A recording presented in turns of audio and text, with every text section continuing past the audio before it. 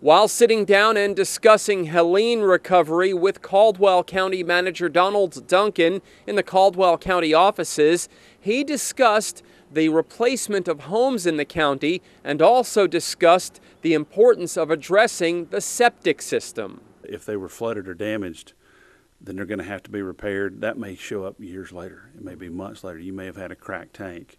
And so you need to go ahead and have those inspected and look at them now. The other concern we have is that if we lose a home or a home is damaged and someone wants to go back there, then you have floodplain elevations you have to deal with. Some of these homes were there before there was solid firm mapping. So now if you go to rebuild your home and you need to get a loan, you get an SBA loan, or you go out and take a home equity line to try to repair your house, then the insurance companies and the mortgage companies are going to be very strict on how and you build your home back. So baseboard, what we call baseboard flood elevation, is going to change. FEMA's already notified of that, and so that's a building code issue. That's nothing that city council or county commissioners can change. That is a national law that protects the investors and insurance companies and in the banks. So we'll have to deal with that, and we don't know the extent of that damage yet. The further west you go, the worse it's going to be. But if you had flood damage, that's going to be something you should really consider, is how you build your home back and where you build your home back. And then we've had some folks that had parcels that lost substantial amount of land. So you had a stream that, let's say, was 50 feet wide. Now it may be 150 feet wide or 200 feet wide. So there's a lot of land loss because of all this. And so that's a longer term, decades-long project that we're working with the Army Corps of Engineers to do some type of stream restoration. There's no guarantee you'll get your land back, but we may be able to remove debris and stone that would protect what property you have left. So that's going to be an ongoing process. And then we just don't know how much debris we have down in the national forest. So there's a lot of concern there, is that we're going to have a tremendous amount of timber that's down, and it's leaf season. And so it takes about a year for that to get really dry. So if we have a drought between now and next year, or the next winter's burn season, then we could have a tremendous forest fire potential. And so that's really kind of the issue that we're kind of holding back on and going, these rains that we had this week, that was a blessing because we were right on the urge of declaring a drought. And so that helped us. The next thing is that we still have loose soils. So there will be more landslides. We can't predict where there's going to be, but there's soil that's loosened up that didn't come down. So if we have another heavy deluge, it's strong potential that we could have more landslides, and so we want everybody to be aware of that. If you're out west and you're familiar with when they have forest fires, what typically happens there is they have lots and lots of pine trees, these Douglas firs, and those Douglas firs shed a sap in fire, and that sap seeps into the ground, and it almost is like an oil waterproofing coating. So that creates more flooding for them out west. We don't have that. Our water soaks into the ground, and then there's stone underneath it because of the mountains. So what we could have is a potential larger landslide. Both are bad situations. Neither is ideal, but just be aware that that is a potential that we could face.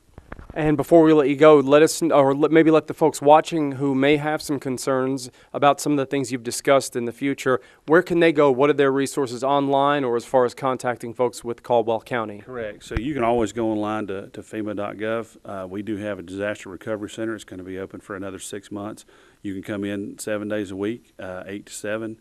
And we can help you there if you've not made a claim, or if you found something additional, or if you were rejected by your insurance company, bring your paperwork in and we can help work you through that. And then as we go along, there are more and more what we call policy papers that are being opened up that gives us language to say, okay, now we can start looking at personal property debris removal. So if you have a lot of acreage and you had leaning trees that are maybe leaning near your house, you can come and look at those. The biggest thing, the thing that we want to try to encourage everybody is that our recovery is going to be better than our wreck. We want everybody to stay focused on that. This is long term. The storm only lasted a week. We had a peak storm of 1 day, but I can tell you this is going to take many, many years to get us back to where we were. And there'll be some areas of the counties that will never be the same just because of the sheer amount of flooding. And I want to share some data with some folks. If you go to the Wilson Creek area, our flood monitors lost power and were damaged at 16 feet above flood stage, by far worse than the 1916 flood. We did get power on sporadically in the middle of the storm, and we were able to get one good reading of about 22 feet above flood stage. That's how bad it was. And so we lost structures that were standing since 1916. They're now gone.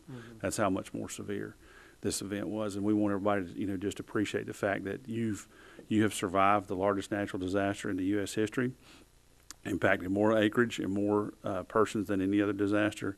It will take time to recover, and your commissioners and your county staff and the municipalities in this county are working very hard to get recovered as quick as we can.